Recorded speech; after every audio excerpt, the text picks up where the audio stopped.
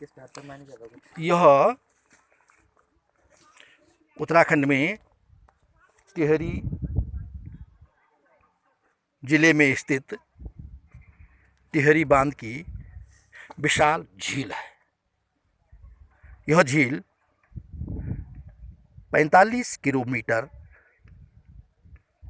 लंबी है और इस समय मैं इस झील के मध्य हिस्से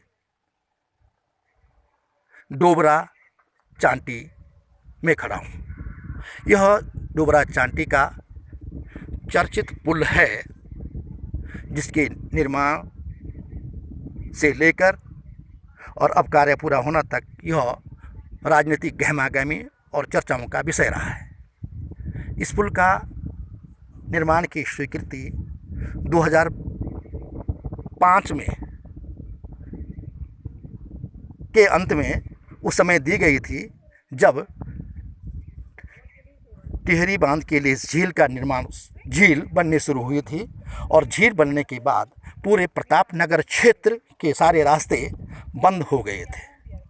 रास्ते बंद होने के कारण जब लोगों को आवाजाही की दिक्कत हुई, प्रतापनगर क्षेत्र के करीब 1.5 लाख लोगों के उससे ज़्यादा बड़ी आबादी को आने जाने की दिक्कत हुई, तो इस पुल के निर्माण की स्वीकृति मिली और इस पुल को करीब 90 करोड़ रुपए में बन करके तैयार होना था।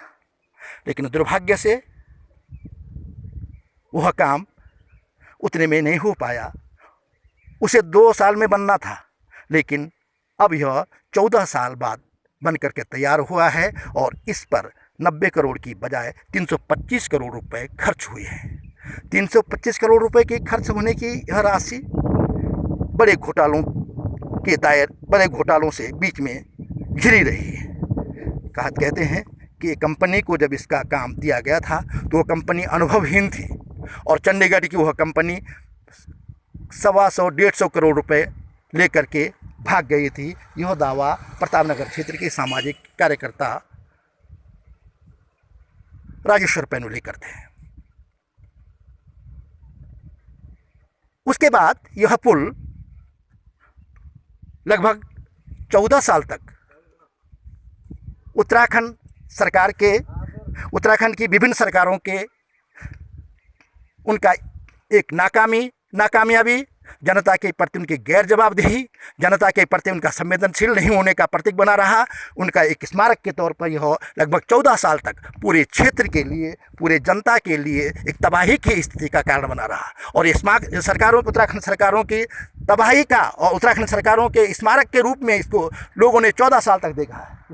इस पुल का निर्माण 2 साल में हो जाना चाहिए था, लेकिन इसे करते करते 14 साल लगे हैं और अब इसे लेकर के राजनीतिक गहमागहमी चल रही है और सारे दल इसका श्रेय लेने की कोशिश में हैं। और ये वही दल हैं, अगर वो चाहते तो उस समय जब 2005 में यह टिहरी झील बनना शुरू हुई थी, प्रतापनगर क्षेत्र के लिए आवाजाही के रास्ते बंद हुए थे, उस समय वो लोग चाहते तो प्रतापनगर क्षेत्र की जनता के साथ खड़े होते। प्रतापनगर क्षेत्र की जनता के लिए पहले सड़क निर्माण की बात करते, पुल के निर्माण की बात करते। उनके सारे रास्ते घाटे बंद हो गए थे इस पुल के कारण, तब किसी ने उनकी सुध नहीं ली, तब कोई राजनीतिक दल सामने नहीं आया। परसों एक पूर्व मुख्यमंत्री ने यहाँ पर बड़ा जलसा किया, उन्होंने कहा कि यह पुल हमने बनाया है।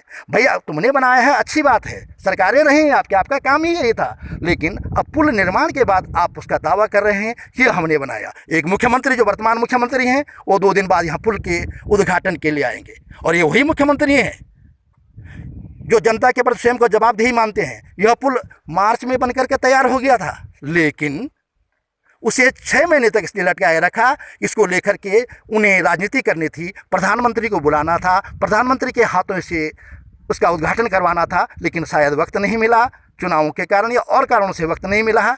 और अब वो हार थक करके और दूसरे विरोधी दलों के जो दबाव है उस दबाव में आकर के अब अगले 8 तारीख को यानी 8 नवंबर को इसका उद्घाटन करने के लिए दबाव में आ रहे हैं।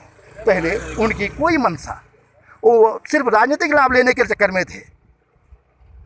अब राजनीतिक लाभ लेना बुरी बात नहीं है, राजनीतिक दलों का काम ही राजनीतिक लाभ लेना है, लेकिन जनता के प्रति आपकी जवाबदेही भी तो होनी चाहिए।